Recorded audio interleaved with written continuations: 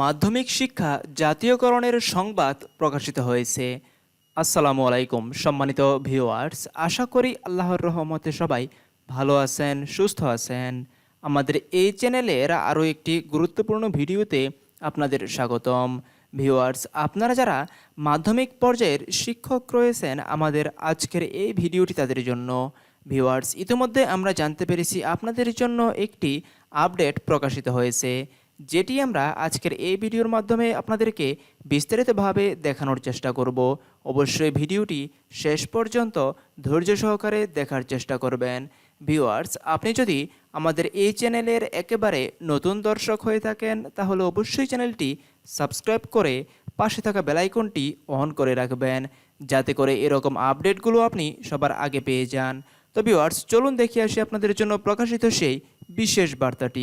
Viewers, আশা করি আপনারা দেখতে পাচ্ছেন, এখানে বলা হচ্ছে যে মাধ্যমিক শিক্ষা জাতীয়করণের দাবিতে 21 দিন লাগাতার অবস্থান কর্মসূচি পালন শেষে আমরণ অনশন শুরু করেছেন শিক্ষকরা।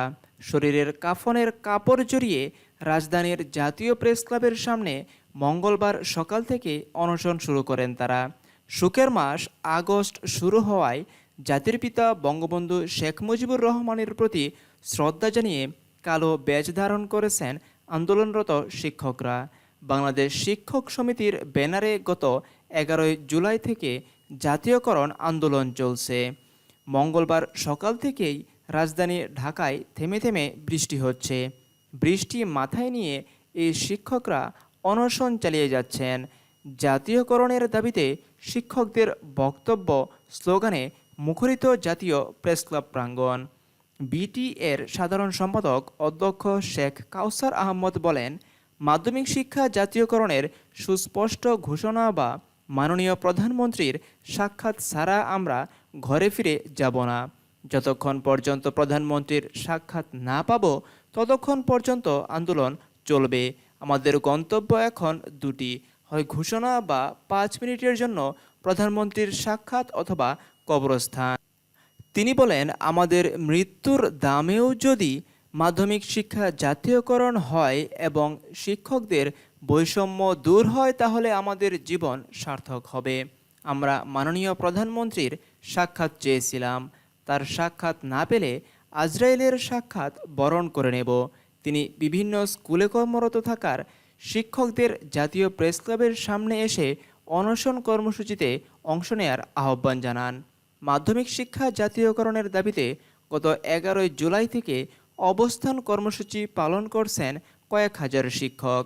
শিক্ষামন্ত্রী ডাক্তার দীপুমণি দফায় দফায় ক্লাসে ফিরে যাওয়ার আহ্বান জানালেও শিক্ষকরা লাগাতার অবস্থান কর্মসূচি পালন করেছেন। শিক্ষামন্ত্রীর সঙ্গে আলোচনার পরও কোনো ফল আসেনি।